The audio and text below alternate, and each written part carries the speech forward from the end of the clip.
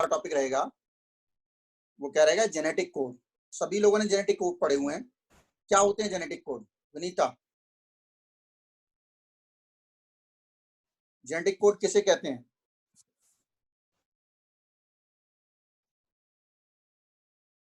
कौन बताएगा?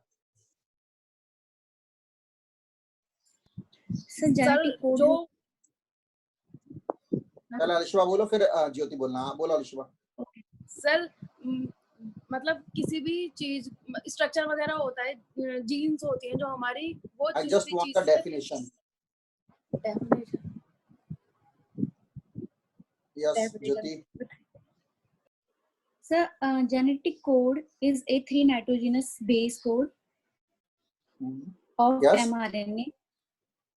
Genetic code Each is code not. is Genetic code is responsible is for a for. तो दोबारा से बोले। हाँ बोलो चलो Yes. बोलो दोबारा। The genetic code is a 3 nitrogenous base code of mRNA. Each code is responsible for coding a specific amino acid और प्रोटीन, ठीक है ना। तो जेनेटिक कोड कहते हैं crypto analysis of genetic code. Crypto analysis of genetic code बड़ा simple है, अभी मैं बताऊंगा आप तुरंत ध्यान आ जाएगा। इसका वर्ड पता है, crypto analysis of genetic code. मैं उस पर ले रहा हूँ व्हाइट बोर्ड पे।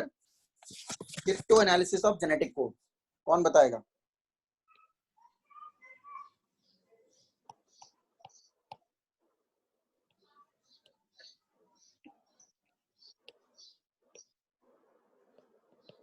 जेनेटिक कोड, ठीक है, क्या होता है? देखिए ये एक्चुअली बेसिकली जब जेनेटिक कोड की डिस्कवरी हुई थी वहां आया कि we have the 20 type of amino acid, ठीक है ना। अब ये 20 टाइप अमीनो एसिड हैं, ये कितने कोडन के द्वारा कोड होते हैं, इसको आइडेंटिफाई करना ही हम क्या कहलाता है, crypto analysis of genetic code हम इसको कहते हैं। You can say there are 20 type of amino acid and a protein and 4 nitrogen base we have. तो how many nitrogen base are required for coding a specific amino acid? यानी हमारे पास 4 nitrogen base हैं। कौन से? Adenine, thymine, guanine and cytosine. ये thymine की जगह चूंकि हम किसको क्या करेंगे यहाँ, कोडॉन किसके होते हैं, आरएनए के होते हैं, तो इसलिए थायमिन जो हम क्या करेंगे यहाँ, यूरासिल। तो ATGC 4 कोड होते हैं, आप नाइट्रोजन बेस होते हैं एरान के अंदर।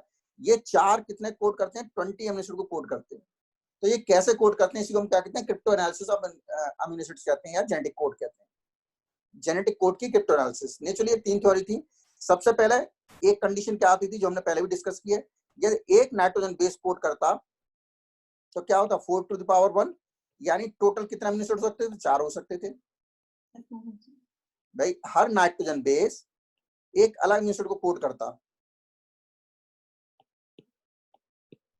तो इससे 1 बनता, इससे 2 बनता, इससे 3, इससे 4, टोटल अमीनो एसिड हमारे पास कितने हैं, 20।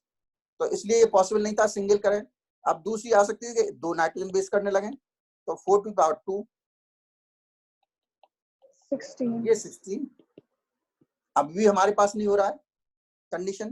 तीसरी कंडीशन आती थी कि 3 चलिए करते हो,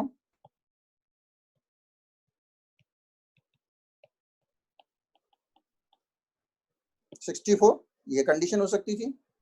अब और एक और चले जाए, मान लीजिए 4 कोड करते हो,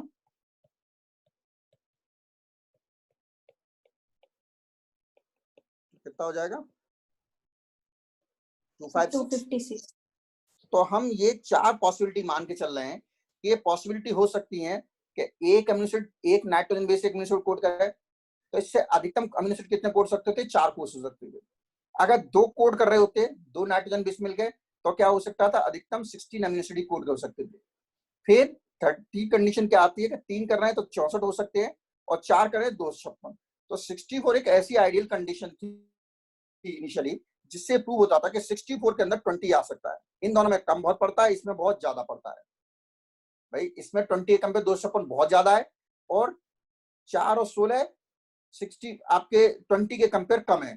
तो एक कंडीशन क्या आती थी कि ट्रिपलेट माने हम, कोडॉन क्या होते हैं, ट्रिपलेट होते हैं, तो हम इस कंडीशन को क्या कर सकते थे, इस कंडीशन को जस्टिफाई कर सकते थे कि अमीनो एसिड क्या है कि there are 3 codon which code for a single amino acid. ठीक है, इसी चीज को हम क्या कहते हैं, crypto analysis of amino acid कहते हैं।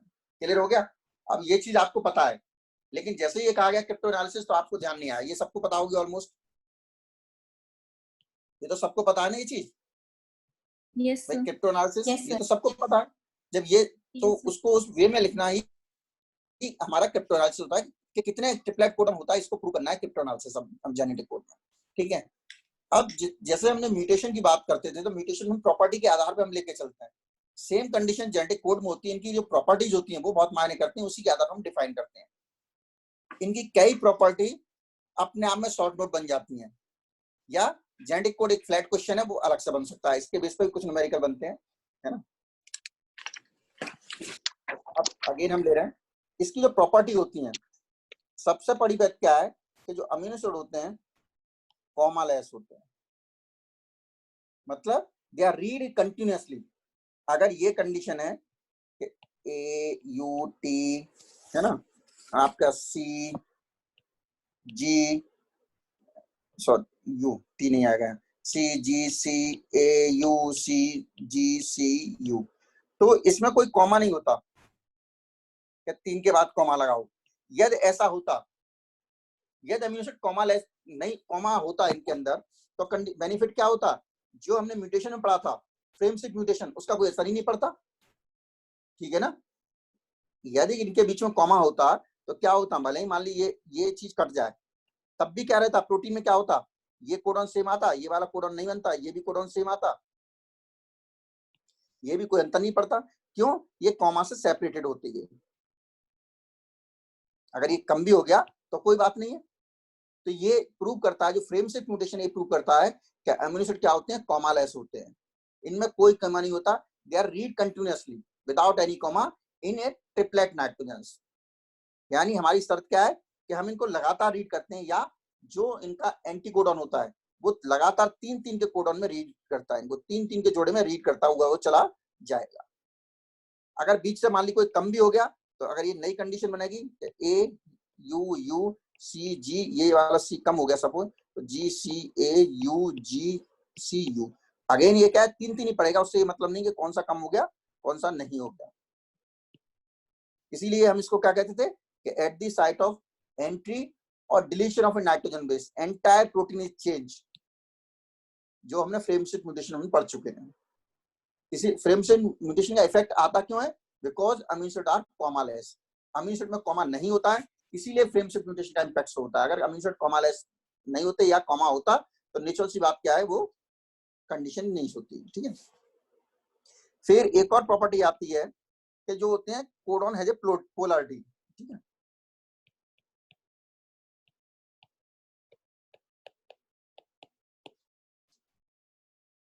अमीनो एसिड में क्या होती है, पोलैरिटी होती है। पोलैरिटी मतलब पोल।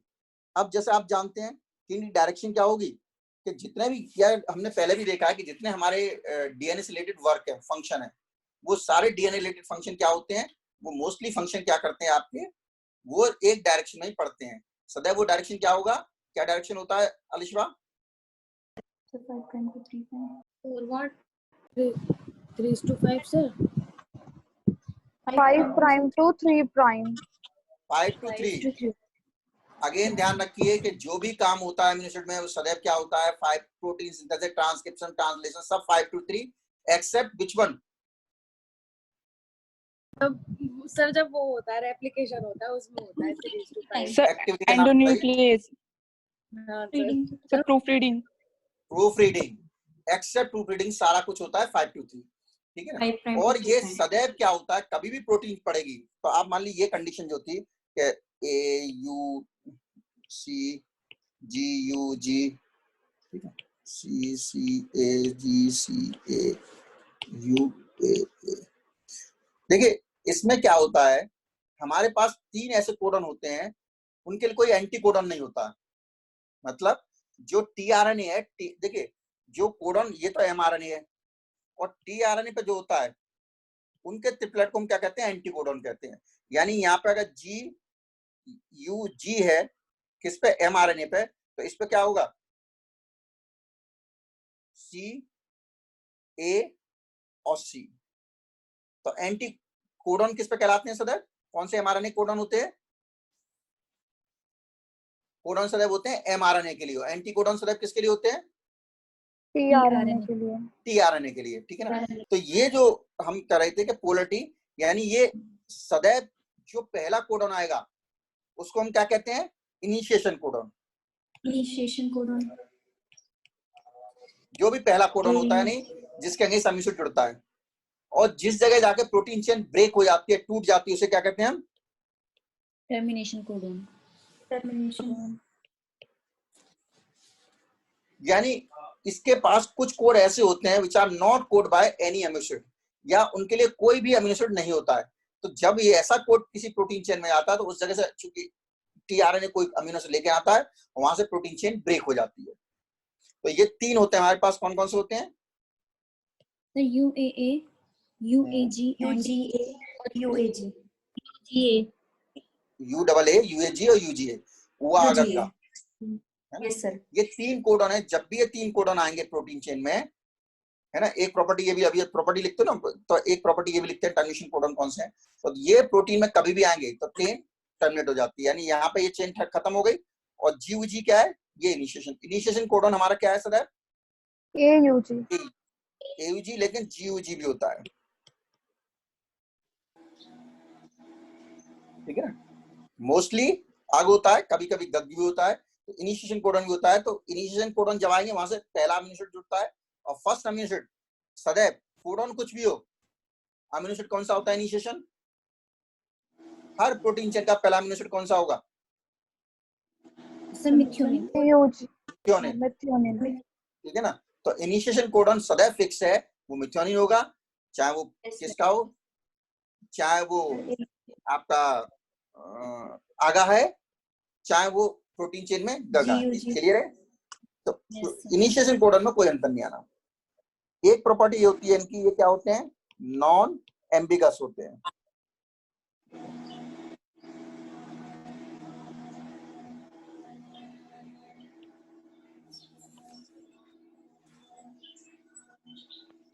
इसका मतलब क्या होता है?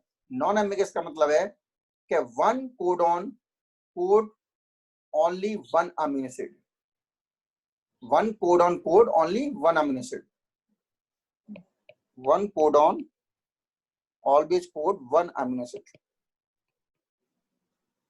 इसका उल्टा तो पॉसिबल है कि one amino acid can by code by more than one amino codon, यानी एक अमीनो एसिड के लिए एक सारा कोडॉन हो सकते हैं, बट एक कोडॉन सदैव एक अमीनो एसिड को ही कोड करेगा। एक के ज्यादा क्यों हो सकते हैं? तो कोडॉन हमारे पास कितने हैं? 64 है, और अमीनो एसिड 20 है।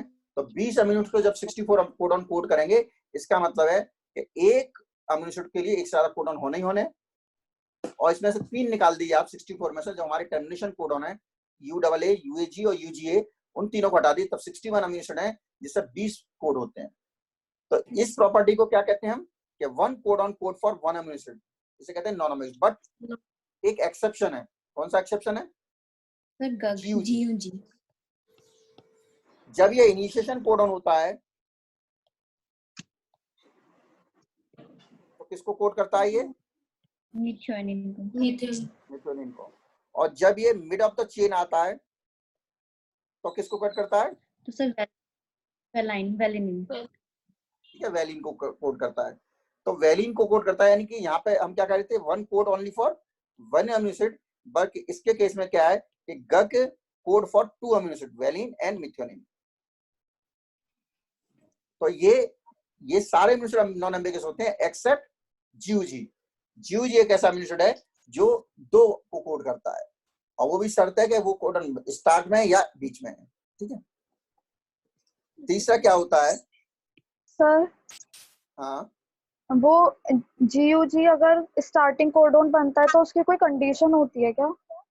नहीं, जब भी जीयूजी स्टार्ट में आएगा, भाई एक mRNA है, अगर पहला कोडॉन जीयूजी आ रहा है, भाई जब भी प्रोटीन शुरुआत होने क्या हुई, मान लीजिए mRNA बन के आया सेल से, आगे कैप लगा हुआ है, नीचे पॉलीटेल लगी हुई है, जो आपने कॉम्प्लीमेंट्री बना के देखे थे, भाई एक्सॉन इंट्रॉन कट करके पूरा ये mRNA बनता है किससे? यस। HNMRNA से। अब बीच में इसमें कोडॉन है, अगर ये पहला GUG है और लास्ट में क्या होगा, इन तीनों में से एक होगा, बीच में तमाम कोडॉन होंगे। तो जब कभी ये पहला होता है तो GUG कोड करेगा, और मान लीजिए दोबारा GUG यहाँ आ रहा है तो ये किसको कोड कर देगा, वेलिनाइन को। यहाँ मिथ्योनिन को कोड करेगा, तो पहला ही ट्रिपलेट है ना, उसकी कोई कंडीशन तो जो पहले 3 अक्षर आएंगे उसे पहला कोडॉन कहेंगे। आप पहले 3 नाइट्रोजन बेस आएंगे, अगर पहले 3 नाइट्रोजन हमारे में GUG है, they always code for methionine. Yes, ठीक है ना, ओके। पर all protein always start with the methionine, ये सदैव ध्यान रखिए। सारी प्रोटीन सदैव को जो अमीनो एसिड पहला होगा वो सदैव क्या होगा, आपका मिथ्योनिन ही होगा और कोई नहीं होगा।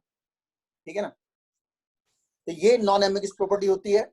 इसी के अपोजिट जो दूसरी प्रॉपर्टी होती है उसको हम क्या कहते हैं, या नई प्रॉपर्टी मान लेते हैं सर डीजनरेशन। हाँ, नहीं, डीजनरेट।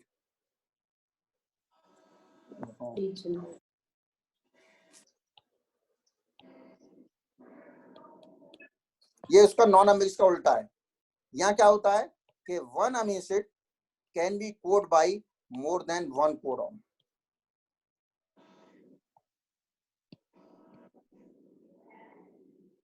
नॉन एम्बिगुअस कहते थे एक कोडॉन से, ये गम्स कोड हो गया। यहाँ क्या है, ये फैक्ट भी है कि एक अमीनो एसिड क्या है, कई कोडॉन से कोड होता है। ऐसा हुआ क्या है कि 20 ये है और 64 हमारे पास ये है, तो नेचुरल सी बात है, तो एक के लिए एक से ज्यादा होंगे तभी तो 20 64 कंप्लाई करेंगे। तो इसको हम क्या कहते हैं, डीजनरेट कोड कहते हैं। ठीक है, क्लियर हो रहा है ना? Yes sir. अब एक प्रॉपर्टी और है, नॉन ओवरलैपिंग।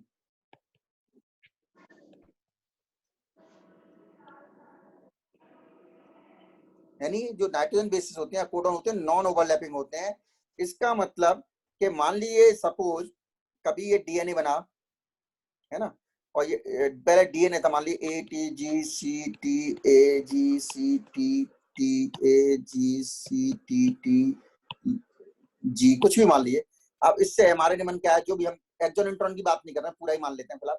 जो एमआरएनए बन क्या है इसमें, यानी क्या बना, TACGATCGAATCGAA और ये एमआरएनए बन गया इससे। ये डीएनए का दूसरा स्टैंड है, एक और स्टैंड था यहाँ पर, इससे ये एमआरएनए बन गया। एमआरएनए में ये सीक्वेंस है। अब मान लीजिए जब एमआरएनए बना तो यहाँ से कोड बना, तो ऐसा ये नहीं हो सकता कि सपोज कि एक ही सीक्वेंस, मान लीजिए एक जीन पढ़ी जा रही है तो ये सीन यहाँ से यहाँ तक पढ़ गई। अब दूसरा मान लीजिए इससे बने, मान लीजिए इसके आगे भी कोडन होगा, आगे भी नेटवर्क सीक्वेंस होगी, CGTAG ऐसा भी होगा। तो अब जब दूसरी इससे एमआरएनए बनेगा तो ये पॉसिबिलिटी नहीं है कि ये वाली सीक्वेंस दोबारा रिपीट कर जाए। यानी ये नहीं हो सकता कि ये सीक्वेंस इसमें भी आ चुकी है तो AAC नहीं आ सकती इसमें, बल्कि शुरुआत कहां से होगी, इसकी शुरुआत होगी इस जगह से, इसकी GCATC सॉरी U। क्लियर हो रहा है ना? यस। यानी एक कोडॉन, एक नाइट्रोजन बेस होता है, ट्रिपलेट होता है, एक अगर प्रोटीन में पड़ा जाता है, एक जीन बनाने के लिए रहा है, तो ऐसा नहीं है कि उसके नाइट्रोजन बेस दोबारा किसी और प्रोटीन बनाने में काम आए। तो कोडॉन सदैव क्या होते हैं, नॉन ओवरलैपिंग होते हैं। यानी एक सीक्वेंस एक प्रोटीन बनाने में इस्तेमाल होती है, दूसरी प्रोटीन बनाने में इस्तेमाल नहीं होती है। क्लियर हो गए?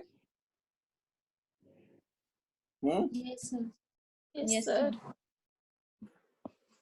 Yes sir. Gita, Gita clear है? ये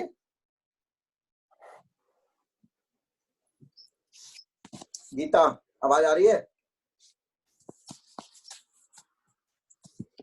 गीता आवाज आ रही है? नहीं,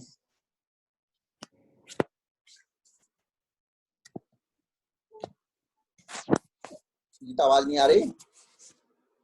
चलिए अगली प्रॉपर्टी हम करते हैं कि जो ये कोडॉन है हमारे, ममता नहीं,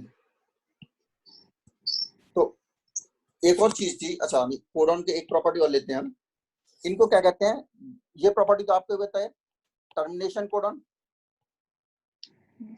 ये हम डिस्कस कर ही चुके हैं। ये 3 होते हैं,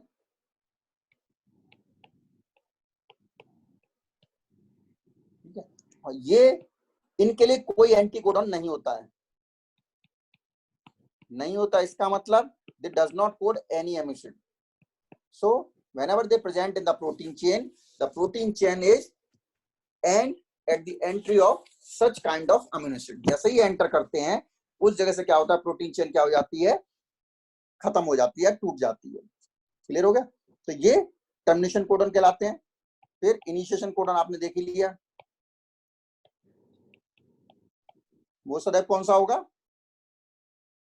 इनिशिएशन कोडन सदैव कौन सा होगा, नहीं, हाँ मिथ्योनिन तो वो है, सॉरी आपने इसे बोला, AUG and GUG. ये सदैव इनिशिएशन कोडन होते हैं. यानी इससे क्या होता है, सदैव प्रोटीन चेन शुरुआत होती है, बनती है. ठीक है ना, ये हमारा इनिशिएशन कोड हो गए. इसके बाद एक प्रॉपर्टी और आती है,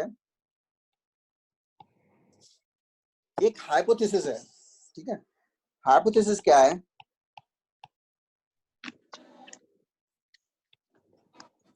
इस पे कई बार शॉर्ट नोट आ जाता है. ठीक है ना, अब हर एंटीकोडन के लिए कोडन होता है.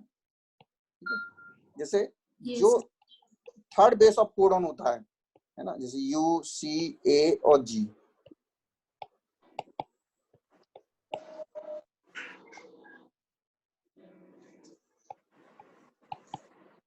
ठीक है ना, ये जो बबल हाइपोथेसिस, बबल नहीं, बबल का मतलब क्या होता है, कौन बताएगा बबल का मतलब, बबल का मतलब क्या होता है? जैसे बबलिंग होती है, स्टेबल नहीं रहता.